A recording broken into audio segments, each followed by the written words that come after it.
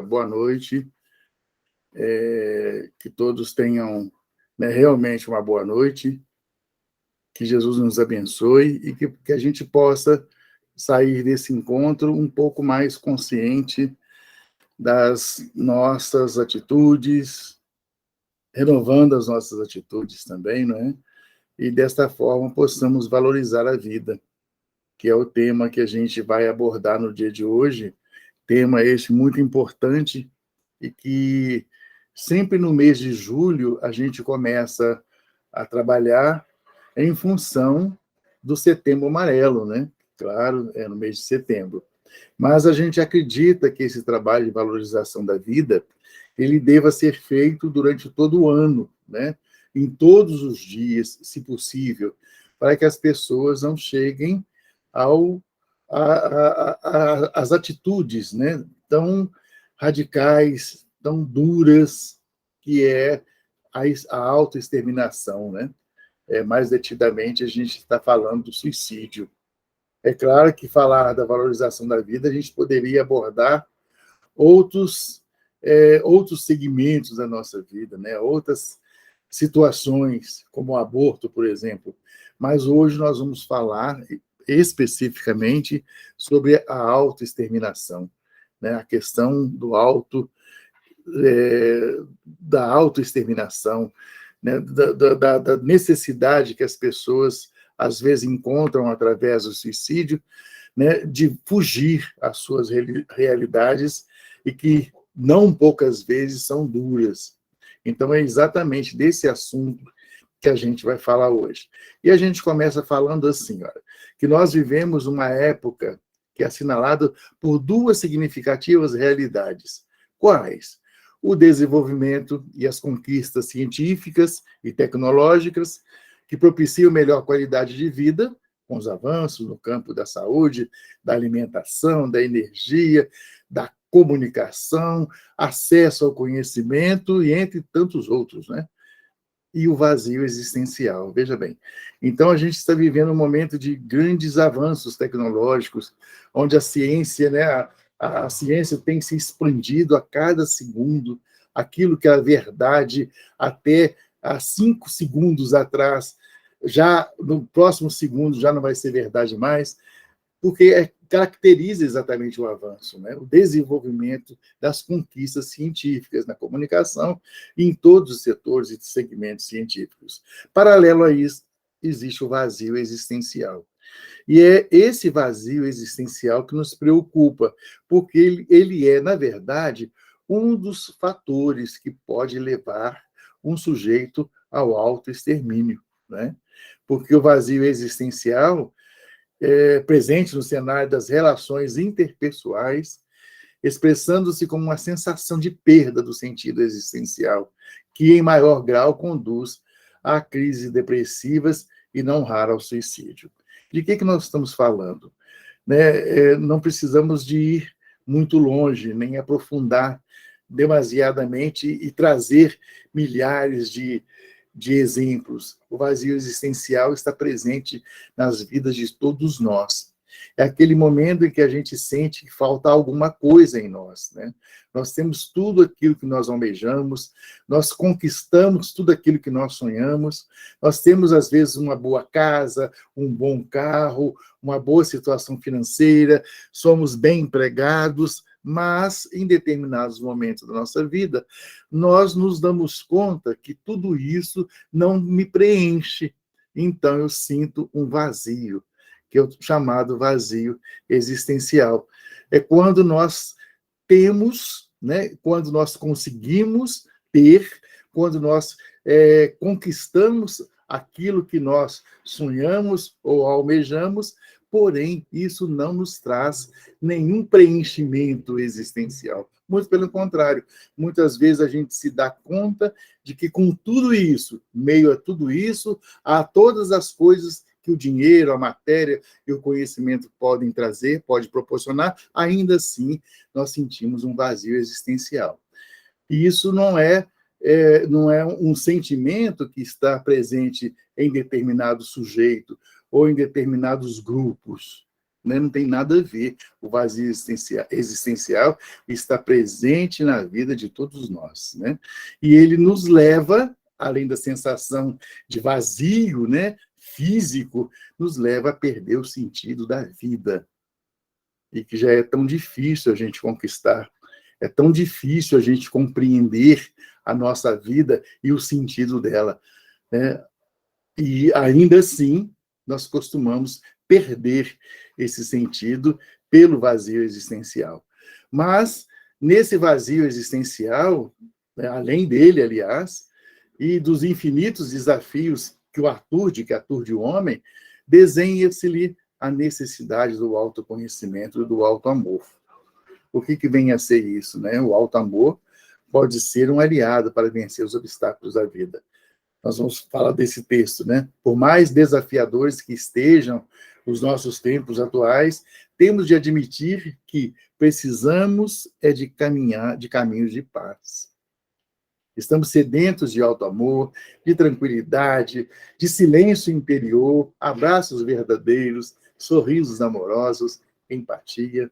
Então, veja bem que esse vazio existencial, além do vazio existencial, melhor dizendo, e dos infinitos desafios que estão presentes nas nossas vidas e que fazem com que as nossas vidas se movimentem muitas vezes no sentido, né, depressivo, no sentido do aumento, da potencialização das nossas ansiedades.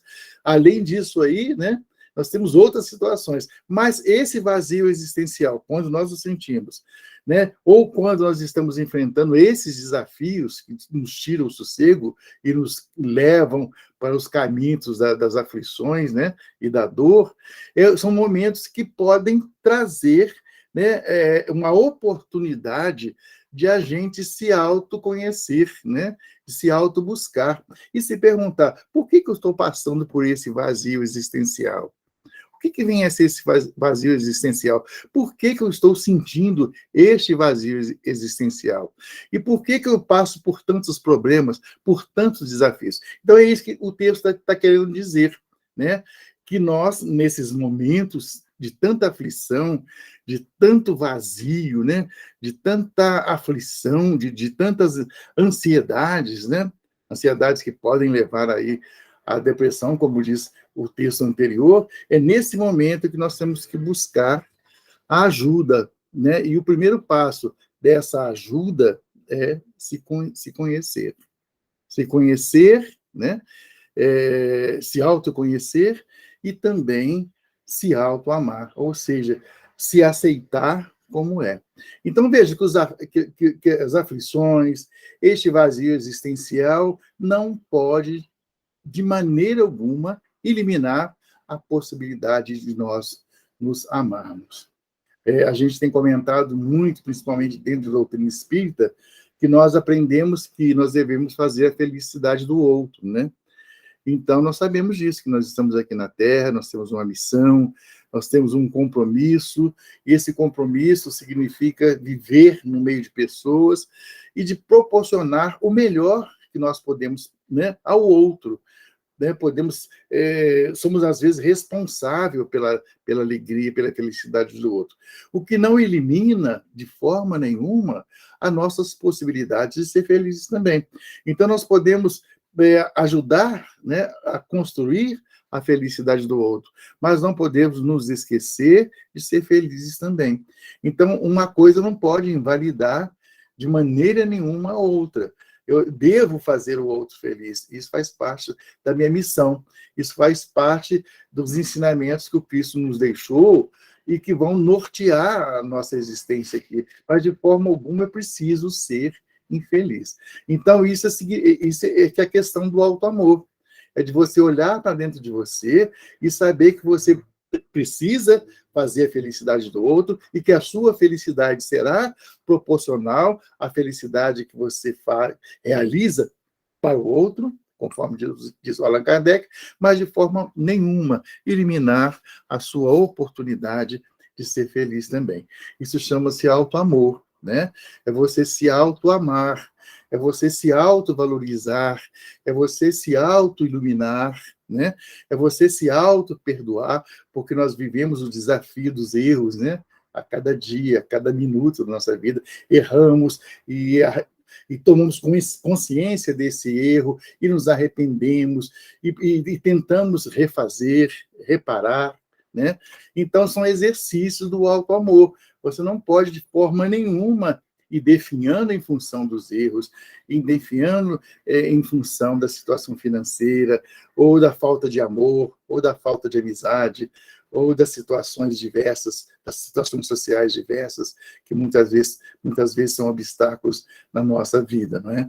Por mais desafiadores que sejam esses tempos, nós precisamos de nos amar, né? Precisamos de buscar o caminho da paz. E o primeiro momento, o primeiro passo a ser dado em busca desse caminho da paz é você ter a paz íntima, né?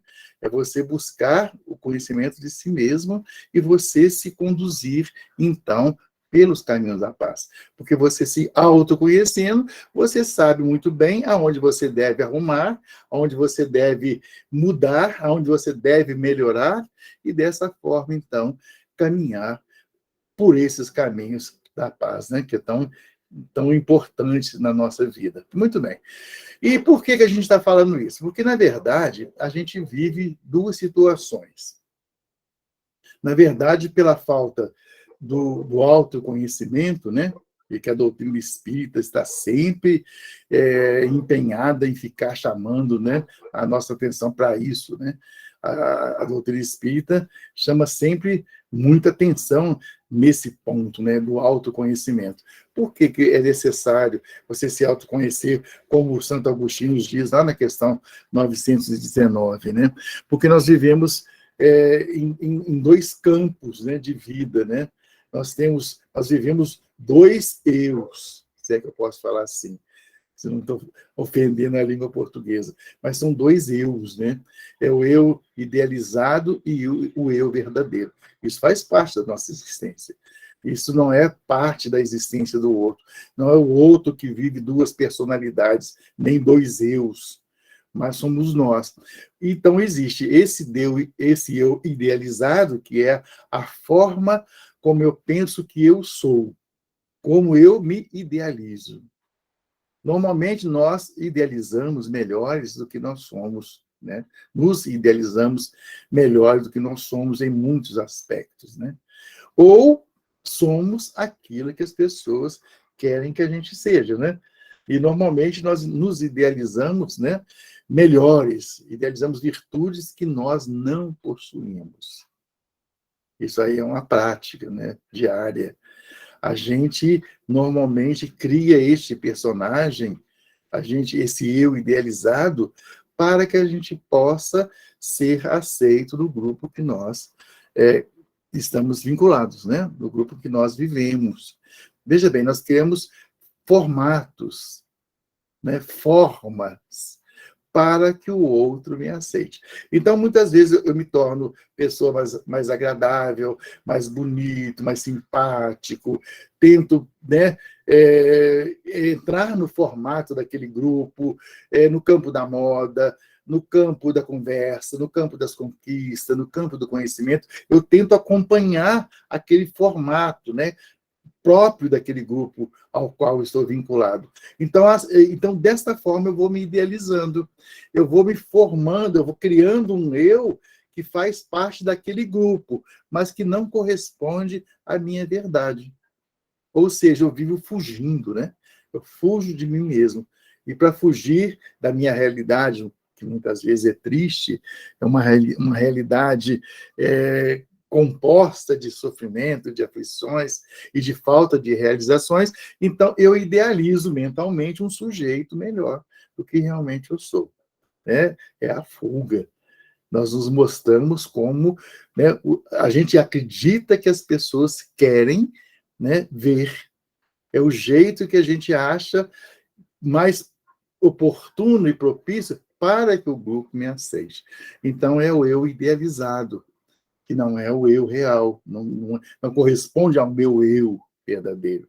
O que acontece, na verdade, porque esse eu idealizado é aquele eu que coloca uma máscara, né?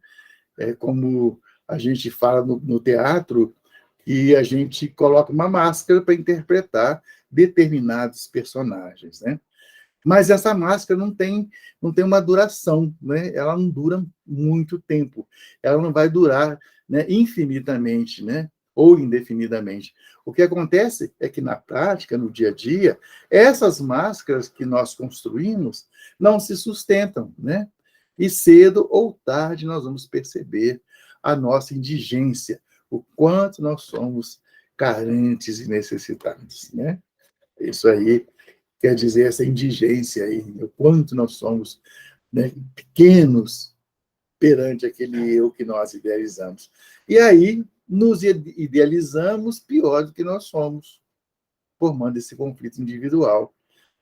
E tanto numa posição ou noutra está diante, está distante da realidade, explicando isso. Então, eu me idealizo, né? Eu crio esse personagem, esse sujeito bom, esse sujeito inteligente, esse sujeito que tem cabelo, esse sujeito que é paciente, esse sujeito caridoso, esse sujeito que é amigo de todo mundo, aquele cara que só tem sorrisos e que você nunca vê estampado no rosto do sujeito tristezas, amarguras, ansiedades. Então, aquele sujeito que vive bem e que faz bem às pessoas tê-lo por perto. Então, é este eu aí. Mas o que acontece é que, na minha realidade, não é esta.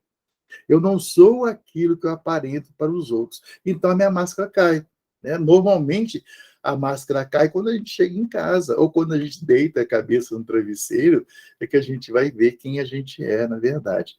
Porque as máscaras não se sustentam, elas vão cair, né? Cedo ou tarde elas caem, como no teatro, né? Em determinado momento, você tem que tirar a máscara, retirar o personagem e assumir o seu papel de ator, e que não vive no palco do teatro, né? No palco da ilusão. Você vive num palco, no palco da vida, né? Da realidade. É a sua realidade. Então, quando nós nos damos conta de que nós não somos aquilo que nós idealizamos, nós entramos em conflito, né? É o conflito do eu idealizado com o eu real. Então, eu formo esse conflito. É a luta de um com o outro, que a gente vai ver no próximo segmento aqui. É a luta de um com o outro. Então, quando eu me dou conta que eu não sou aquilo que eu aparento ser, isso aí é o confronto entre esse eu idealizado e o eu real, eu vou criar um outro eu. Qual eu que eu vou criar?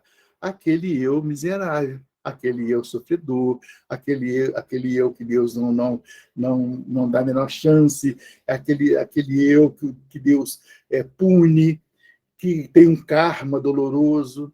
Então, nós criamos um outro sujeito. Veja bem, nós estamos falando de um eu idealizado em conflito com o eu real, e que nesse conflito, nesse confronto de um com o outro, vai gerar um outro eu. Qual? Aquele eu triste, aquele eu sofredor, aquele eu aflito, é aquele que acha que Deus não o ama. Olha como é que as coisas são complicadas, né? Como é que nós vivemos, como é que nós estamos vivendo, porque isso aí é um comportamento presente na nossa vida. Isso aí não está na literatura, aliás, esse conhecimento está nas literaturas da psicologia, né, da psiquiatria, porque faz parte do estudo da mente. Então, quando se propõe a estudar a mente do sujeito, ele vai buscar saber se o sujeito é aquilo que ele fala que ele é, ou ele é um cara que ele imagina. Você é o que você é realmente, né? Você está falando dos seus sentimentos, do que você sente realmente, ou sentimentos de um personagem. Então, é essa a questão. E é esse conflito que é perigoso. Quando a gente se dá conta de que a gente não é aquele que idealiza, em confronto com o eu verdadeiro, e que vai gerar um outro eu, que é aquele eu que entra em depressão. Muito bem. E aí está o eu real, né?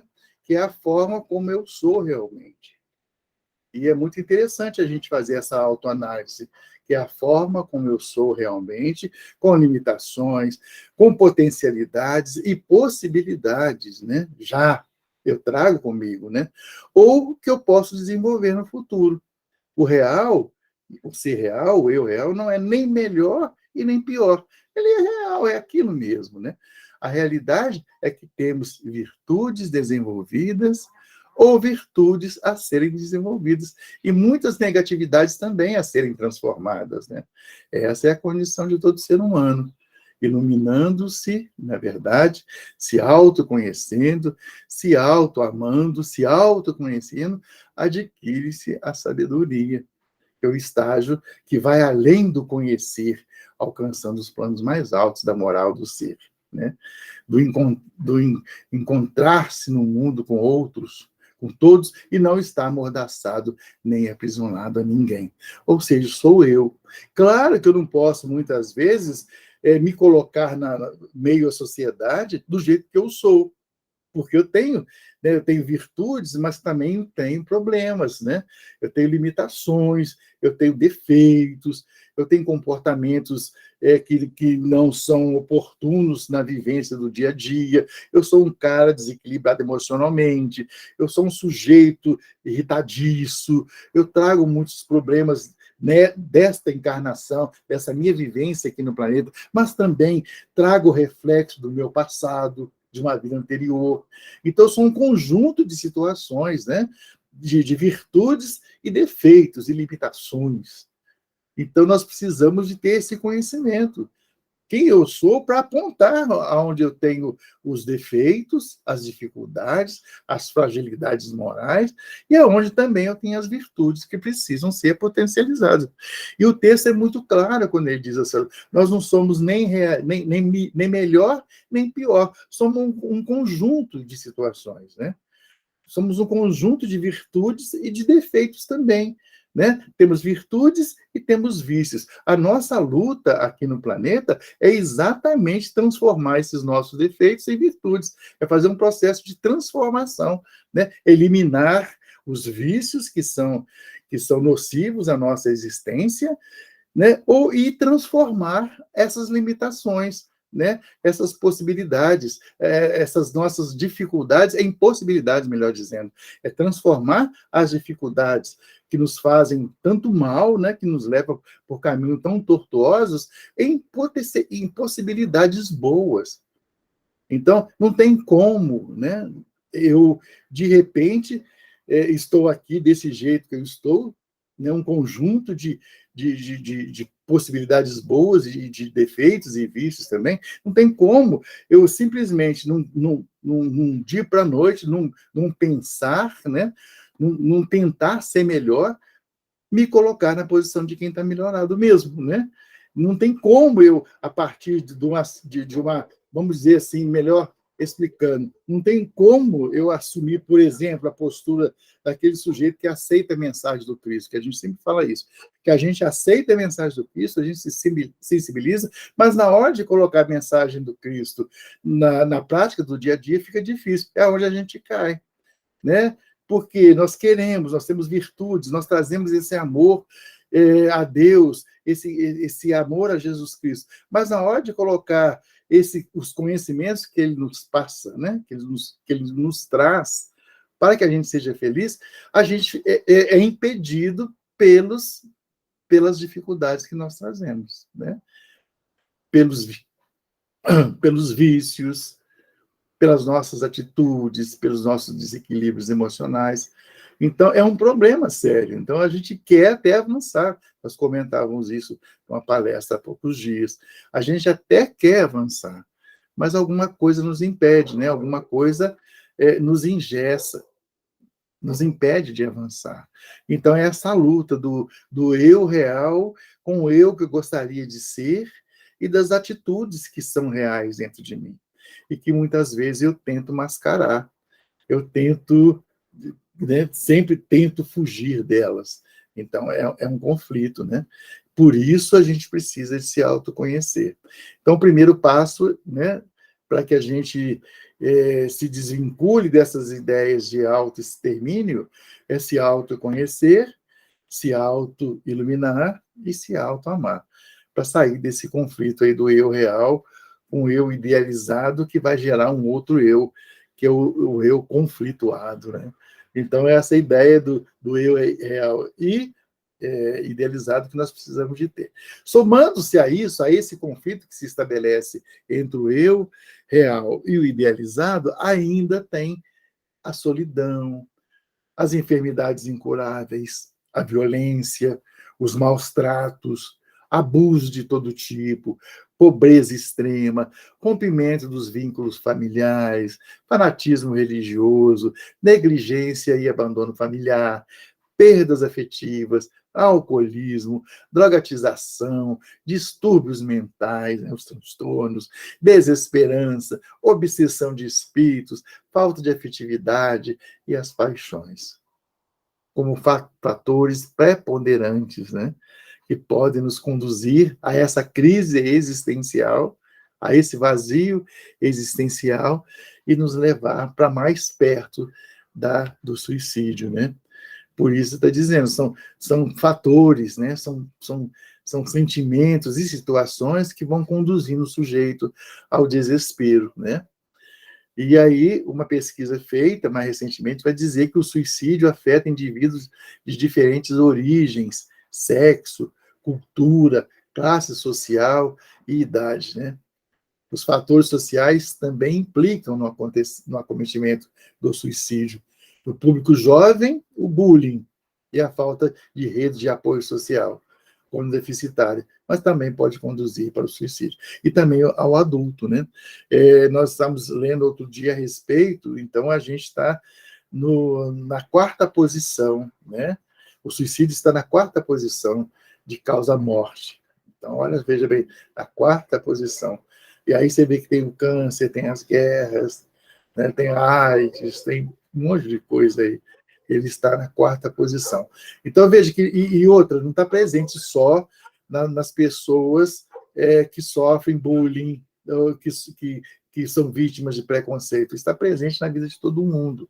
Em algum momento, nós, às vezes, sentimos-nos vazios e desmotivados e desesperançados, e às vezes pensamos, né, em sumir na vida. É claro que isso aí é parte normal, né? É um comportamento normal. O que não se pode é deixar que essa ideia permaneça em nós e, em determinado momento, ela passa a comandar o nosso pensamento. Né? Nós passamos a nos alimentar dessa ideia tóxica de autoextermínio. Né? O Allan Kardec, além de todos esses fatores aí que podem conduzir ao suicídio, ele ainda fala ainda que é efeito da ociosidade, da falta de fé e, não raro, da saciedade. É muito interessante esse texto do Kardec, que está lá no Livro dos Espíritos, na questão 943, porque, veja bem, efeito da ociosidade pode levar o sujeito ao suicídio. Sim, é o sujeito que não produz, é o sujeito que não trabalha, ou seja, a cabeça dele está vazia. E a gente se lembra daquele ditado antigo, que fala, mente vazia, oficina do diabo, né?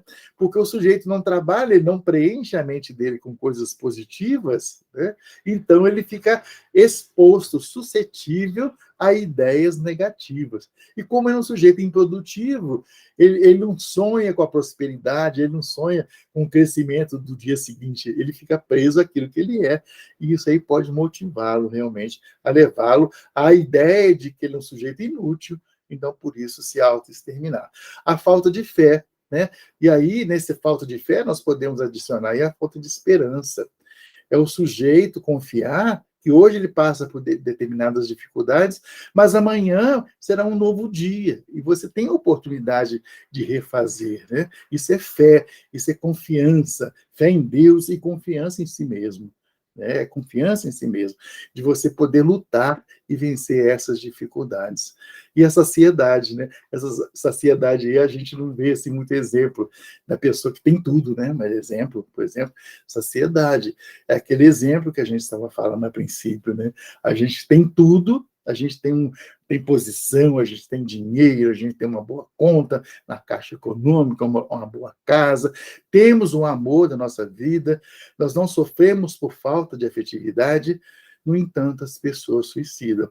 Né? Isso aí a gente vê, temos alguns casos, né, de atores lá em Hollywood, né, pessoas famosíssimas, que de repente suicídio.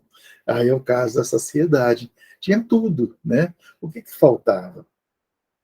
Para responder essa pergunta. Somente eles podem responder essa pergunta. E nós nos aceitamos como nós realmente somos? Essa é a questão. Então, agora falando do suicídio mais diretamente, o suicídio é definido como atitude individual de exterminar a própria vida. Não temos dúvida nenhuma, né? O suicídio, diz lá o Manuel Filomeno, no livro chamado Temas da Vida e da Morte, no capítulo chamado Suicídio Sem Dor, eu convido vocês a lerem esse livro. É um livro fininho, pequenininho, muito interessante, porque são livros que trazem temas da vida e da morte, né? Todos os temas que se referem vida e morte. É muito interessante, vale a pena. Então, ele vai dizer o seguinte, nesse capítulo do suicídio sem dor, o suicídio é terrível mal que aumenta na humanidade e que deve ser combatido por todos os homens. Olha, não é só aqueles que mostram suscetibilidade ou intenção de se matar. Deve ser combatido em todos nós, porque está presente nas nossas vidas, né? E ele emerge exatamente no momento que nós temos dificuldades, né?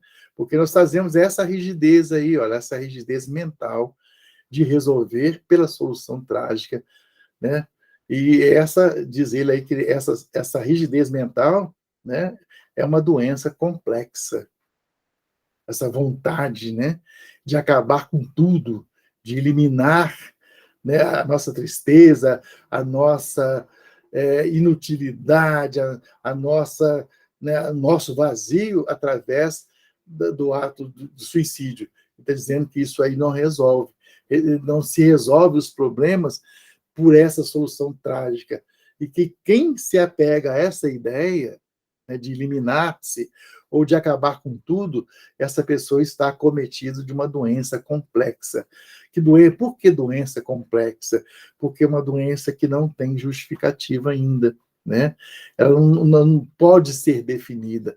Isso aí vai depender de cada indivíduo. E a gente sabe que cada indivíduo que corresponde a um espírito, ele traz consigo as suas cargas do passado, do presente, né? Traz transtornos, traz dificuldades, sentimentos, né? E são essas questões, assim. Por isso ele fala que essa vontade, ela é uma doença complexa, que precisa de tratamento. Precisa de tratamento e de atenção daqueles que estão ao redor, daqueles que estão em torno. Lá na questão 944 do Livro dos Espíritos, o Kardec pergunta aos espíritos: tem o homem o direito de dispor da sua vida? E a gente vê as pessoas falando que faz da vida o que quer, né? Inclusive isso, né? Aí os espíritos respondem: não, só a Deus assiste esse direito. O suicídio voluntário importa numa transgressão dessa lei. E aí a coisa é séria. Porque você, veja, se você está transgredindo a lei de Deus. É uma transgressão da lei de Deus, né? E quando nós transgredimos a lei de Deus, nós sabemos que nós estamos construindo punições. Nós estamos construindo a nossa própria punição, aquilo que a gente chama de autopunição. E que vai, né, que vai estar baseada no ato de cada um. Não existe uma punição. Por exemplo, matou. Então, você matou, então você tem uma lei que fala que você não pode matar, e tem lá algum artigo que uniformiza o ato de matar. Mas não é assim, né? Então, aí você vai desmembrando a lei, a nossa Constituição, o Código Penal, e fala assim: você não mata, não pode matar, mas se matou. Você é doloso, você é isso, você é aquilo, você teve intenção de matar, você não teve intenção de matar, entendeu? Então, na lei civil, no Código Penal dos homens, você tem atenuantes. Mas quando você se auto-extermina, não tem atenuantes. É isso que ele está dizendo. Você transgride e você fica exposto à punição que será, né, comparada, é uma punição inerente ao seu ato. Ela vai ser de acordo com o ato e a causa que te levou a cometer aquele suicídio, né? E a gente vai ver isso aqui mais à frente. Então, lá no Livro dos Espíritos, na questão 952, 953 em diante, você vai saber muito mais a respeito disso. E detalhadamente, vale a pena procurar no Livro dos Espíritos. E na questão 957, também do Livro dos Espíritos, lá no capítulo 1, das penas e gozos terrestres, né? E que vai falar detidamente sobre o desgosto da vida. Como é que surge o desgosto da vida, né? Por que a pessoa fica tão desgostoso? Vou lá para explicar. Então, na 957, diz assim: quais, em geral, com relação ao estado do espírito, as consequências do suicídio? Quais são as punições? Aí os espíritos vão responder muito sabiamente para o Allan Kardec assim: muito diversas são as consequências do suicídio. Muito diversas. Então, não há uma regra, né? É assim que funciona, não é assim, né? Não há penas determinadas e em todos os casos, essas penas correspondem sempre às causas que o produziram. Há, porém, uma consequência a que o suicida não pode escapar, o do desapontamento. Isso aí é igual para todo mundo, né? As punições variam de acordo com as causas. Mas uma coisa que é geral é o desapontamento. Mas a sorte não é a mesma para todos. Depende das circunstâncias. Alguns expiam a falta imediatamente, lá no plano espiritual, né? Outros em nova existência, que será pior do que aquela cujo curso interromperam. Com certeza vai ser pior, porque você não conseguiu, né, vamos dizer assim, progredir em determinadas situações, você não conseguiu pagar, aspas, determinadas dívidas que você trouxe para a vida, né, para aquela vida, e agora você vai continuar com essas dívidas, com a justiça divina, acrescidas do alto de alto, acrescida do ato de auto extermínio, né? Então veja lá, não há penas determinadas. Então essas penas correspondem sempre às causas que o produziram. Há, porém, uma consequência, né, que é o desapontamento. O que é essas causas? Por exemplo, a gente vê pessoas, por exemplo, a gente não pode generalizar, a gente tem que estudar isso aí nos livros que trazem esse assunto específico, dentro da doutrina espírita, e que a gente vai ver que pessoas reencarnam com esse ou aquele transtorno, com essa ou aquela situação de enfermidade física, aquela doença que vem com ele.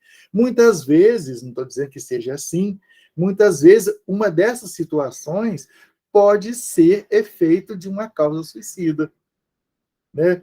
Uma demência, um cérebro, uma hipercefalia. A gente não sabe exatamente o que acontece, não é uma regra. Na doutrina espírita não se explica. O sujeito nasceu com esse problema porque ele teve essa atitude na outra vida. Não tem isso, né? Lá na doutrina espírita, você não vai ver o sujeito fazer uma relação de punições, né? E que essas punições se refiram a uma causa específica. A gente não vê. Mas, na verdade, as punições sempre serão, né, iguais, inerentes às causas, né, que levaram o sujeito a praticar. Um tiro no coração, você pode nascer com problema cardíaco. Não estou dizendo que seja assim, tá, gente? Não pensa nisso, não. Porque eu sou hipertenso, então eu me matei. Nem nada disso. A gente está dizendo o exemplo, né, de efeitos que podem corresponder a uma causa suicida. Não que isso aí seja uma regra geral, tá bom? Então, não põe na cabeça, não, porque se a gente começar a pensar nas nossas dificuldades e fazer uma relação com o ato suicida, aí a gente não vive mais. É só a questão da punição, que ela tem relação com as causas. Né? Não há uma punição geral. Você morreu, acabou, você vai para o quinto, né? Vai para o inferno, vai para não sei para onde, para o purgatório, para as zonas purgatoriais. Não é isso. Cada caso será julgado segundo as causas e, né, a determinação do espírito. O que levou ele a fazer aquilo ali. Pode ser que ele tenha cometido um ato suicida, né, levado por outras pessoas, como é o caso da religião, né, das pessoas se matarem, o suicídio coletivo, né? Ou porque ele aceitou a sugestão de alguém encarnado que, avaliando o estado de aflições que ele vivia na Terra, então sugere a ele: por que você não se mata? E a pessoa já, né, com problema, com distúrbio, com transtornos, com desequilíbrio emocional, muitas vezes aceita essa sugestão, como pode ser também por sugestão de um espírito. É o caso da obsessão. Lembra que a gente falou que um dos fatores preponderantes pode ser a obsessão espiritual? De um espírito que vê determinadas fragilidades do sujeito, destaca aquela fragilidade inerente àquele sujeito, naquela encarnação dele, por exemplo, a droga, sexo, falta de conhecimento de si mesmo, de aceitação de si mesmo. Então, um espírito que é contrário às leis de Deus e contrário à vida daquele sujeito, pode potencializar a dificuldade que ele traz, né? Então, as tendências más que ele apresenta podem ser potencializadas por um espírito obsessor, é claro, que são espíritos que são contrários às leis de Deus, contrários ao amor e ao bem, e pode potencializar isso no sujeito e ir fortalecendo essa influência ao ponto do sujeito se autoexterminar. Pode ser, a gente não vê isso aí todo dia, né? Claro que não, mas são situações que estão ligadas ao ato de autoextermínio. E mais interessante, esse estudo é muito grande, né? A gente não pode aprofundar muito, né, pelo tempo que nós temos. Mas, na grande maioria das vezes, o indivíduo dá sinais à sua intenção. Normalmente, eles dão sinais, né? São aquele sujeito que fala que está cansado da vida, que se pudesse, se ele pudesse, ele se matava, ele chutava o balde, ele chutava o pau da barraca, reclama de Deus, reclama da justiça. Normalmente ele entra num processo de pessimismo exacerbado, de negatividade exacerbada. Ele começa a dar sinal de que ele não quer viver e que a vida dele não é boa. Então são sinais que ele dá, né? Necessariamente ele não vai dizer assim, eu quero me matar, eu estou programando de me matar. Pode até acontecer, né? De alguém que fale isso com você, e aí o que você pensa? Que ele está brincando. E não raras vezes, né, acontece exatamente isso. As pessoas demonstram uma vontade enorme de se autoexterminar e muitas vezes a gente não leva a sério. E até toma com a brincadeira. Ah, você está brincando, imagina, a vida é tão boa. Entendeu? Você não para refletir. Você não para conversar com aquela pessoa e, por essa conversa, por essa interação, buscar uma possível causa que pode estar levando aquele sujeito a pensar dessa forma. Né? Você perguntar, mas por que você está pensando nisso? O que está levando você a pensar em se autoexterminar? Né? Nem sempre nós temos essa disposição para ouvir e de desenvolver uma conversa, uma interação. Né? Entretanto, como diz aqui o texto, olha, entretanto, como nós não estamos acostumados a ouvir e escutar o outro com clareza, então esses sinais passam despercebidos ou só fazem sentido após o suicídio. Né? E isso é muito divulgado, quando é divulgado, né? Porque as pessoas não ficam divulgando aí que seus filhos suicidaram, que o seu marido suicidou, né? As pessoas ocultam isso aí, mascaram isso, evitam de divulgar esse ato. Mas quando é comentado, né, quando alguém divulga o suicídio, às vezes ele pode comentar, às vezes ele comenta, pois é, a pessoa havia falado isso assim, mas eu não me dei conta da real intenção dele. Ou seja, ele mostrou o que ele estava pretendendo fazer, mas a gente não teve o ouvido de ouvir isso aí. A gente não conseguiu identificar, né? A gente não conseguiu entender com clareza a verdadeira intenção do sujeito. Talvez porque a gente não leve a sério. Talvez porque a gente não ache que as pessoas são capazes de fazer isso. No entanto, veja, o suicídio hoje ocupa o 4º lugar no ranking de mortes, né? Causa mortes. Olha só. Ou então, o que é muito comum, não levamos a sério a declaração e a interpretamos equivocadamente como uma brincadeira de mau gosto, foi o que nós acabamos de falar. Então, nós precisamos de ficar muito atentos. Aliás, esse estudo ele é mais voltado para essa situação, que nós podemos usar, né, usar o conhecimento que nós temos para evitar que pessoas suicidem, né? E, ao ouvir determinadas conversas, determinadas colocações, a gente aprofundar sutilmente naquela questão. Podemos fazer isso? Podemos. Não precisa pregar religião, não precisa falar de Jesus, nada disso. Não precisa falar das punições após túmulo, né? Não precisa disso. É só ouvir o sujeito, é só ouvir. Às vezes não precisa nem te falar, é só ouvir mesmo. E à medida que nós vamos ouvindo, nós vamos criando as nossas interpretações. E também, né, buscando as possibilidades de ajuda, tentando buscar, durante aquele diálogo, aquela conversa, né, o que nós podemos fazer. Exatamente essa intenção que a gente traz no estudo de hoje. Né? Aquele que tenta o suicídio, até esse caso ainda, aquele que tenta o suicídio e não o vê consumado, aquele que tenta e não consegue, né, é candidato natural à recidiva, ou seja, ele vai tentar de novo, até conseguir. Eu conheci uma pessoa que tentou 8 vezes. Na 8ª ele não teve jeito. Que culmina tão logo se lhe apresenta um móvel desencadeador do desejo. O que significa esse texto? Significa o seguinte, ele tenta e não consegue. E ele vai entrar num outro processo, né?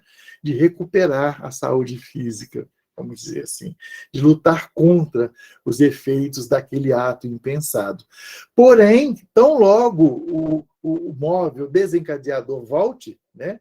Que é aquele sentimento de inutilidade, de infelicidade, de aflição, aquele sentimento que gerou aquele desejo, né, dele suicidar, naquele outro momento, né? Quando esse desejo voltar, ele vai tentar de novo. Se ele não conseguir eliminar a causa, ele vai tentar de novo. Né? Então, conscientizar as criaturas a respeito das consequências do ato, quando eles apresentam essa vontade enorme de se matar, né? É conscientizar essas criaturas a respeito das consequências do ato, no além-túmulo, das dores que maceram os familiares e ultraje às leis divinas. Isso aí pode ser um método salutar para diminuir a incidência dessa solução em soldado. Ao invés de você estimular e falar que isso aí é pecado, você falar com ele, mas para que você tem que fazer isso? Né? Por que você quer fazer isso? Porque, na verdade, ele está pensando em si mesmo, né? Em se livrar da dor que o acomete naquele momento. Ele sofre, ele está aflito. Então, ele quer acabar com aquele sofrimento. É essa a ideia dele, é acabar com aquele sofrimento. Mas aí você pode despertar ele e falar com ele assim, olha, mas tá, supondo que você consiga fazer isso e que você faça. Você já imaginou o sofrimento da sua família, dos seus filhos, né, da comunidade que você vive, dos seus amigos? E depois falar, isso aí é contrário às leis divinas. Deus te deu a vida, somente Ele pode tirar. Ele vai tirar num processo natural, né? Ele não vai tirar simplesmente porque Ele quer. É um processo natural. Então, mas pense no sofrimento da sua família. Ou então você pensa nas coisas boas que você tem. Porque a pessoa que quer suicidar, ele está desesperançado. Ele não tem a que se agarrar. E, na realidade, existe coisas a que ele pode se agarrar, né? Situações a que ele pode se segurar. Mas ele não tem a cabeça aberta para isso. Então, há necessidade que alguém fale com ele. Por que você quer se matar? Você já pensou no sofrimento que você vai causar a essas pessoas que você ama, aos seus filhos, à sua família? Né? Olha o sofrimento que você vai causar neles. E, por outro lado, olha as coisas boas que estão presentes na sua vida. Uma vez eu me lembro que uma senhora chegou na nossa casa espírita aqui no Bezerra de Menezes, num atendimento fraterno, e falou que queria se matar. Né? E a gente falou com ela, mas por que você quer se matar? E ela falou por que ela queria se matar, ela estava com câncer, isso, aquilo. Muito bem. E aí, na época, nós fomos bem inspirados e falamos com ela assim, então tá, só quer se matar por causa do câncer, quer dizer, né? O câncer ia matá-la, né? Eu não precisava de eu falar isso com ela. Porque ela tinha a possibilidade de fazer um tratamento e até mesmo, né, de curar aquele câncer. Mas isso a gente não falou no primeiro momento. O que nós falamos no primeiro momento com ela foi o seguinte, a senhora não tem nada de bom na sua vida, não, além do... Porque o câncer não é uma coisa boa, né? É uma coisa ruim. Mas essa coisa ruim está superando as coisas boas que a senhora tem. A senhora não tem nada de bom a que a senhora possa se apegar para lutar, né? Que dê força para a senhora lutar contra esse câncer. Ela falou assim, eu tenho meus filhos e meu netinho. Falei, então tá, só se apega aí aos seus filhos e ao seu netinho. E foi o que ela fez, né? Você fez. Ela falou, gente, eu estou com câncer, mas eu não estou morrendo. Eu não tenho que morrer de hoje para amanhã. Eu ainda posso, né, aproveitar e, quem sabe, durante esse tempo que eu ainda tenho pela frente, eu até mesmo posso conseguir a cura, né, desse câncer. Então, foi isso que levou ela, e ela ainda ficou quase 20 anos com a gente aí. E se apegando às coisas boas, não aquilo que era ruim, né? Então, é isso aí. Conscientizar as criaturas a respeito das consequências do ato, no além-túmulo, das dores, tal, tal, tal. E aí o Manuel Filomeno nos fala que o homem é, na verdade, a mais alta realização do pensamento divino na Terra, caminhando para a glória total, mediante as lutas e os sacrifícios do dia a dia. E isso também é um bom pensamento, é uma boa estratégia para colocar para as pessoas, do valor dele enquanto homem, enquanto indivíduo, enquanto espírito, filho de Deus, que traz consigo uma proposta reencarnatória, e essa proposta é que ele realize atos, né, que tenha atitudes e ações que levem ele ao crescimento, né, à glória total. Então, que a Terra é um momento só, né? É uma fase que nós passamos na nossa existência. É uma fase de aprendizado, é uma escola que nós precisamos passar. E sempre nos traz dificuldades e sofrimento. Então, a pessoa entende que isso é um processo, né, que vai terminar. E que hoje está ruim, que amanhã pode ser bom. Hoje eu estou vivendo uma reencarnação de dificuldades e de aflições, mas uma próxima eu vou estar livre dela. Então, é devolver para ele esse pensamento divino, de que você é um espírito, né, é um espírito filho de Deus, portanto, herdeiro do universo, né, e que é imortal, né, e que você vai viver para sempre. E as suas vidas no futuro vai depender do que você resolver hoje, né?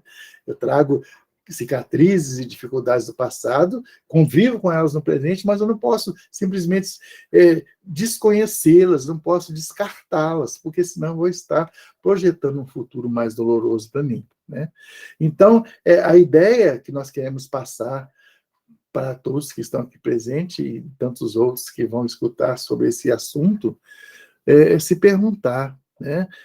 Você, quando passar por uma situação dessa de alguém que traz consigo a ideia de autoextermínio ou de acabar com tudo, é a gente ter aquela coerência, né? Aquele bom senso e a disposição fraternal de perguntar para a pessoa o que eu posso fazer para te ajudar, né? Porque isso aí é o apoio moral, que muitas vezes pode, né, enfraquecer a intenção do sujeito de se matar, porque ele vai se sentir apoiado. Então, a gente perguntar, né, para aquela criatura, para aquele ser que está ali em aflição, já perdeu todas as esperanças, né, e não encontra solução para a sua vida, é perguntar, o que eu posso fazer para te ajudar? Não daquela forma moralista, impondo regras e condições, recitando o Novo Testamento e colocando e falando das punições do além-túmulo. Não é isso. É você se colocar na posição daquele que pode suportar, enquanto indivíduo também, enquanto ser que traz as suas próprias dificuldades, as suas próprias aflições. Não é?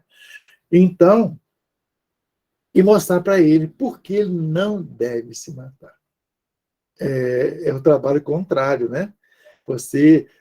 Ou você estimula o sujeito quando ele reclama da vida e você fala, realmente sua vida é uma desgraça, né? Que vida miserável que você tem, e aí estimula ele, ou você ouve e pergunta para ele o que você pode fazer para dissuadi-lo dessa ideia, ou então você aponta motivos e situações que podem ajudá-lo a não se matar, né? Como foi o caso dessa senhora que nós comentamos, e muitas outras pessoas que passaram na nossa vida, e nós usamos esse recurso de falar por que ele não deveria. Porque, para se matar, ele já traz os motivos convincentes até. Né? Ele apresenta, né, ele elenca uma quantidade enorme de motivos que até são justificáveis se você avaliar bem a situação do sujeito. Né? Mas não é se prender a isso. Né? Nós vamos nos prender a situações que permita que ele não se mate. Ou seja, enfatizar, potencializar aquilo que ele tem de bom, né? Trazer à tona o que ele tem de bom, e não potencializar aquilo que ele traz de ruim e que são os motivos para se autoexterminar. é essa a questão, né? Então, são esses dois pontos que nós queremos destacar nesse estudo de hoje. Né? Não é lembrar do que o Kardec falou, do que a psicologia falou, nem do eu idealizado, nem do eu real, mas é no que eu posso fazer para ajudar aquele que está trazendo essa ideia, né? Isso aí faz parte da valorização da vida. O que eu posso fazer para te ajudar? E por que você não deve se matar? É essa a questão, né? Então, meus amigos, a proposta era essa. Eu sei que o assunto requer mais tempo para a gente poder aprofundar e trazer nuances, né, que são importantes que a gente soubesse, mas o tempo é curto, mas a ideia principal era essa, né, de me colocar na posição de alguém que pode ser a ajuda para o outro que traz consigo essas dificuldades. Então, esse cartaz ele é muito oportuno, né? Sorrir e falar são as melhores soluções. Né? Aí está falando exatamente de Setembro Amarelo. Sorria para a vida. Para que se chorar, né, por ela? Para que se afligir pela vida? A vida, né, ela tem uma proposta, né? A nossa vida tem um sentido, então nós precisamos de buscar. Então que Jesus nos abençoe, nos ampare e que possamos realmente ser esse samaritano, né? Essa pessoa que pode acudir a esses que trazem essas ideias tão desesperadoras e tão difíceis, né? Então, até a próxima, meus amigos. Muito obrigado.